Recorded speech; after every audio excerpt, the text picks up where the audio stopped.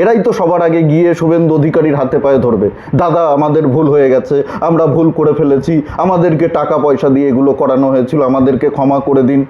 এরাই তো সবার আগে গিয়ে শুভেন্দু অধিকারীর হাতে পায়ে ধরে কান্নাকাটি করবে, বিজেপিতে ঢোকার চেষ্টা করবে। নমস্কার, আমি দিবাকর, আপনারা দেখছেন জাগরণ বাংলা। আজকে আমি আপনাদেরকে একটা ভিডিও দেখাবো, ভিডিওটা দেখে আপনারা মজা পাবেন, এতটুকু আমি গ্যারান্টি দিয়ে বলছি।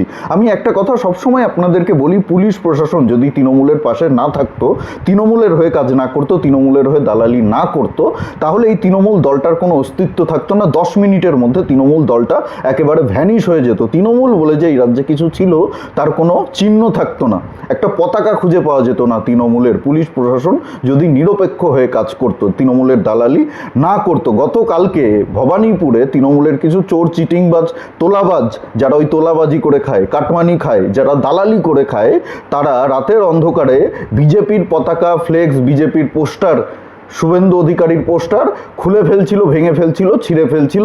বিজেপি কর্মীরা তাদেরকে একেবারে হাতে নাতে ধরে ফেলে এবং তারপরে বিজেপি কর্মী সমর্থকদের তাড়া খেয়ে রীতিমতো ভবানীপুর থানায় গিয়ে আশ্রয় নেয়, পুলিশের কাছে গিয়ে বলে বাঁচাও বাঁচাও আমাদেরকে। এত বড় বড় কথা, এত বাহাদুরি। শুভেন্দু অধিকারীর নামে পোস্টার লাগিয়েছিল, ভবানীপুরে এবার পাঠা বলি হবে।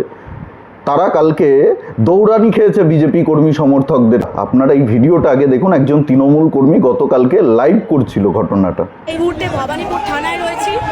ভবানীপুর থানায় দেখুন বিজেপি আশ্রিত দুষ্কৃতীরা ভবানীপুর থানা ঘিরে নিয়েছে।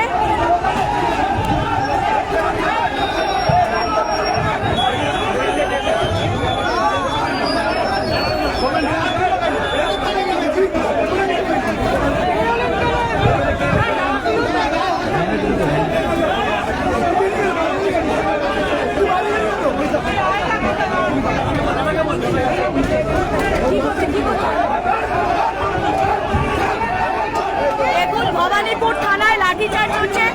বিজেপি আশ্রিত দুষ্কৃতীরা ভবানীপুর থানায় আমাদেরকে মারার চেষ্টা করছে।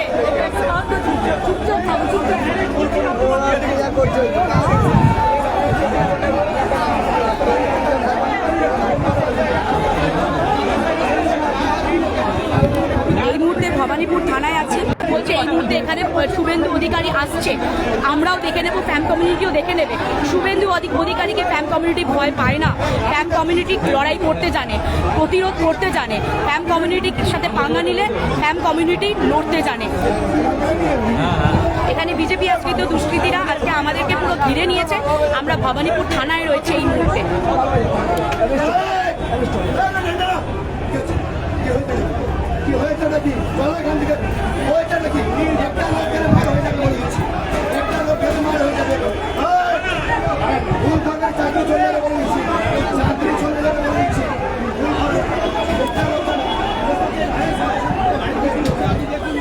একবার ভাবুন তো, কলকাতার ভবানীপুরে মমতা বন্দ্যোপাধ্যায় যেখান থেকে প্রার্থী হয়েছেন, যেখান থেকে মমতা বন্দ্যোপাধ্যায় প্রতিবার প্রার্থী হন, নন্দীগ্রামে হেরে গিয়েও মমতা বন্দ্যোপাধ্যায় আবার ভবানীপুর থেকে প্রার্থী হয়েই মুখ্যমন্ত্রী হয়েছিল।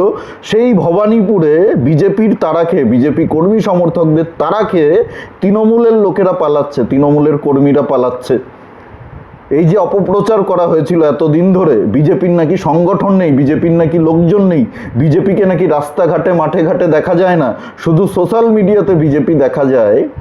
আজকে তারা বুঝতে পারছেন যে বিজেপি কিভাবে বেড়েছে, বিজেপি কিভাবে সংগঠন বৃদ্ধি করেছে, বিজেপি কিভাবে সাংগঠনিক শক্তি বৃদ্ধি করেছে, বিজেপি কিভাবে লোকবল বৃদ্ধি করেছে। আজকে কলকাতাতে তৃণমূল কর্মী সমর্থকদেরকে তাড়া করছে বিজেপি।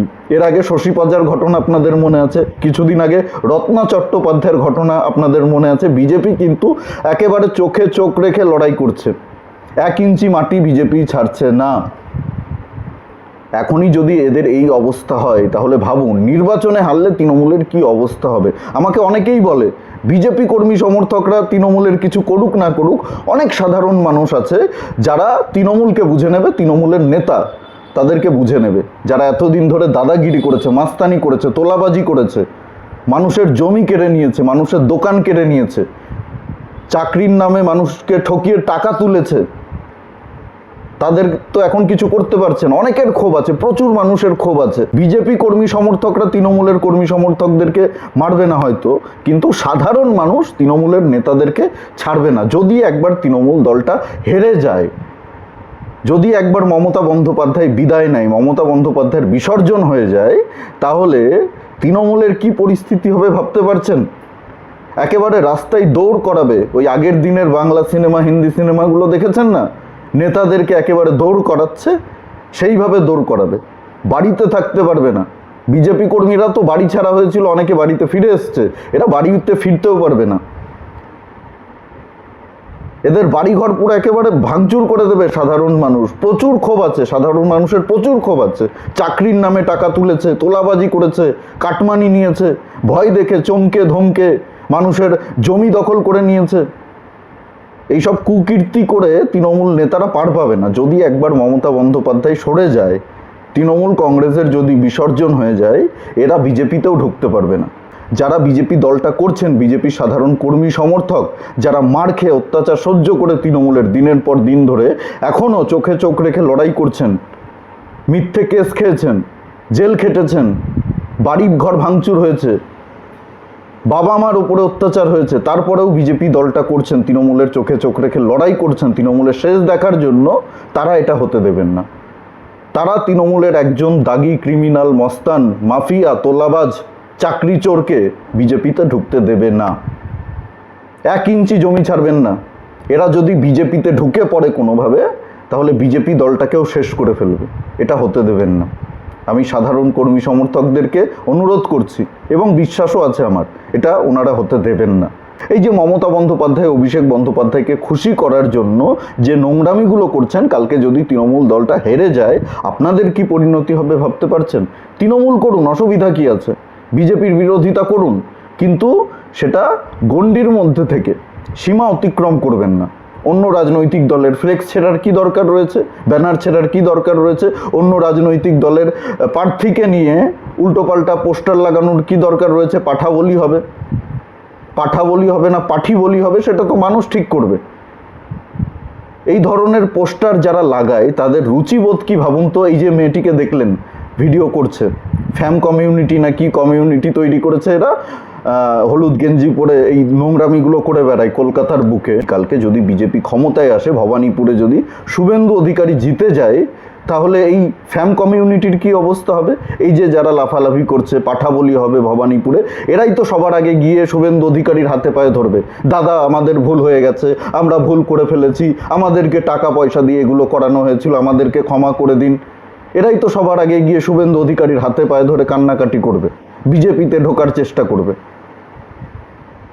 এই বদমাইশিগুলো করবেন না, এই নোংরামিগুলো করবেন না, রাজনীতি করুন। এই বিষয়ে আপনাদের কি মতামত অবশ্যই কমেন্টে জানাতে ভুলবেন না। আর ভিডিওটি ভালো লাগলে প্রচুর পরিমাণে শেয়ার করুন, সকলের কাছে পৌঁছে দিন।